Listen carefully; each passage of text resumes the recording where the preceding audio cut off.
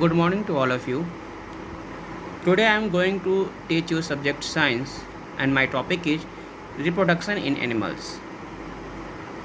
In this topic we will discuss about different points like reproduction, egg laying animals, animals that give birth to young ones. इस chapter में हम लोग जो points पढ़ेंगे reproduction के बारे में पढ़ेंगे। रिप्रोडक्शन है क्या, एग लेइंग एनिमल्स अंडे देने वाले जानवरों के बारे में थोड़ा सा जानकारी लेंगे, और animals that give birth to young ones, और वैसे जानवर जो बच्चे जन्म देते हों उनके बारे में जानेंगे। तो सबसे पहला पॉइंट है हम लोग का reproduction. What is reproduction? Reproduction होता क्या है?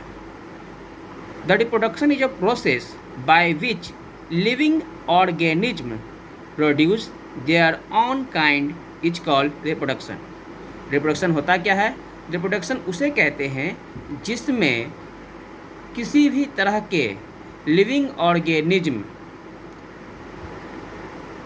ऑर्गेनिज्म अपनी संख्याओं को बढ़ाते हैं या अपनी संख्याओं को कायम रखते हैं इस तरीक़ा से ताकि वे विलुप्त ना हो, ताकि उनकी संख्या कम ना हो सके इस धरती पर से, इस अर्थ से। तो इसके लिए वे क्या करेंगे? रिप्रोड्यूस करेंगे, अपने जैसे चीज़ों को या जानवरों की उत्पत्ति करेंगे, उनकी संख्या बढ़ाएंगे ताकि वे इस अर्थ में सरवाइव कर सके, जीवित रह सकें। ठीक है, तो ये हुआ रिप्रोडक्शन। रिप्रोडक्शन सभी जीवों में पाई जाती है, जितने सारे लिविंग थिंग्स हैं उन सभी में रिप्रोडक्शन पाई जाती है, और सभी अपने संख्याओं को बरकरार रखने के लिए, अपनी संख्याओं को बढ़ाने के लिए ऐसी प्रोसेस को करते हैं। अब हम लोग देखेंगे रिप्रोडक्शन दो तरीक़ा से होता है। पहला एग लेइंग एनिमल्स, या इसे भी कह सकते हैं कि बाय एग लेइंग, मतलब अंडे द्वारा रिप्रोडक्शन। इसमें बहुत सारे बर्ड्स जो हैं, इंसेक्ट्स, रेप्टाइल्स, फ्रॉग्स, ये सभी क्या करते हैं? अंडे दे करके ही रिप्रोड्यूस करने का काम करते हैं, अपनी संख्याओं को बढ़ाने का काम करते हैं, या अपने से जैसे जानवरों की उत्पत्ति करते हैं, उनकी संख्या को बढ़ाते हैं ताकि धरती पर उनकी संख्या बरकरार रहे। अब हम लोग देखेंगे बर्ड्स का रिप्रोडक्शन।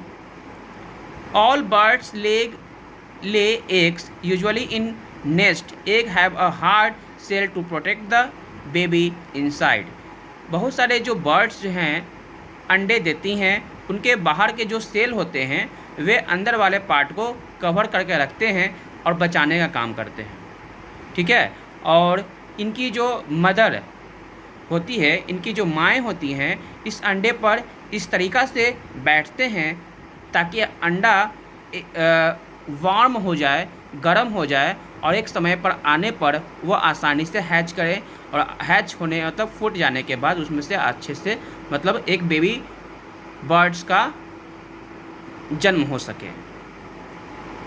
हम लोग देखेंगे एग्स के भी कुछ पार्ट्स होते हैं। एग्स के मिडिल वाले पार्ट को जो येलो कलर का होता है उसे यॉक कहते हैं। The yolk provide food for the developing baby bird. यही यॉक जो होता है, जो उसके अंदर जो बेबी होती है उसे फूड प्रोवाइड करने का काम करता है, और उसके चारों तरफ वाटर से लिक्विड जैसा जो दिखता है उसे एल्बुमेन कहेंगे। इसके अलावा फिश भी अंडे दे करके ही रिप्रोड्यूस करती है। फ्रॉग्स का है, फ्रॉग्स का आप जैसे फिगर देख रहे होंगे, रिप्रोडक्शन का काम इस तरह से होता है इनमें। इसके अलावा हम लोग देखेंगे इंसेक्ट का रिप्रोडक्शन, जैसे कि कैटरपिलर को देखते हैं। कैटरपिलर का जो लाइफ साइकिल है 4 स्टेज में होती है। पहला स्टेज में क्या होता है? एग से लार्वा बनता है। Larva the caterpillar begin to eat. यही लार्वा जो है क्या करता है, छोटे जो जहाँ पर वे होता है वहाँ के छोटे छोटे पत्तों को खा करके ग्रोथ करता है और उसके बाद वो आगे चल करके क्या बना लेता है, प्यूपा बनता है।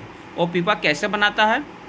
कुछ टाइम के बाद वो जो लार्वा जो होता है वो क्या करता है, रेस्ट अवस्था में, it then searches for a suitable place to rest. वे क्या करता है, बहुत सारे भोजन करने के बाद वे रेस्ट अवस्था में, आराम की अवस्था में चला जाता है और एक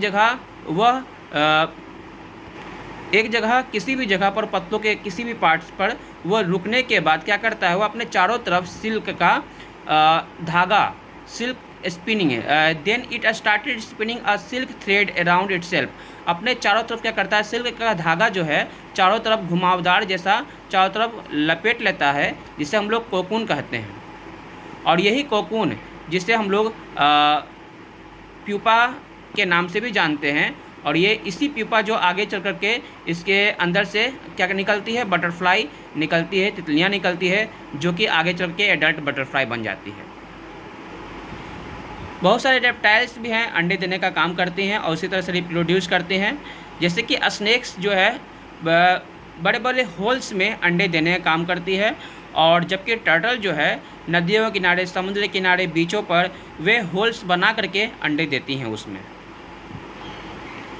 उसी तरह से क्रोकोडाइल भी है, नदियों के किनारे वे जनरली पाए जाते हैं, और वहाँ पर क्या करेंगे, वे होल्स या गड्ढे खान लेते हैं, और गड्ढे करने के बाद वे उसी में अंडे देते हैं और उस अंडे को उस गड्ढे में भर देते हैं, मट्टी से भर देते हैं, ताकि वे बाद में उसमें से अंडा को गर्मी मिले और उसके बाद वो आसानी से हैच कर सके, फूट सके।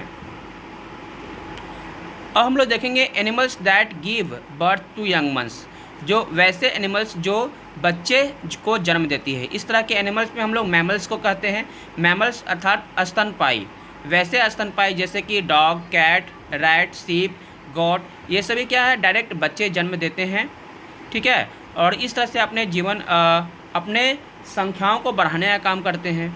सम babies take longer time than other to grow inside their mother's वॉर्म, for example mice take 3 week. कुछ बेबी जो होती हैं, कुछ जानवरों के बेबी जो होते हैं, अपने मदर के वॉर्म में बहुत दिनों तक रहती हैं।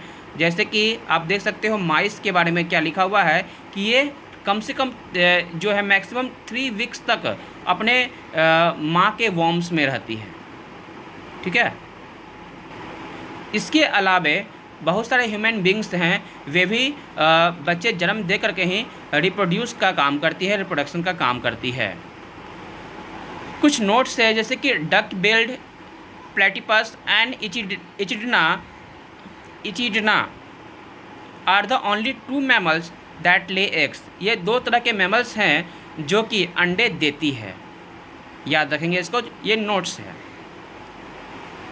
तो इस तरह से हम लोग देखें इस चैप्टर में कि रिप्रोडक्शन क्या होता है, रिप्रोडक्शन कितने तरीक़ा से होता है, और उसके बारे में हम लोग इस चैप्टर के माध्यम से आज जानें, ठीक है। तो आप लोग इस वीडियो को अच्छे से देखोगे, लाइक और सब्सक्राइब भी करेंगे, ताकि आपको नेक्स्ट वीडियो भी मिल सके। आई होप आपको ये वीडियो अच्छा लगा। Thank you.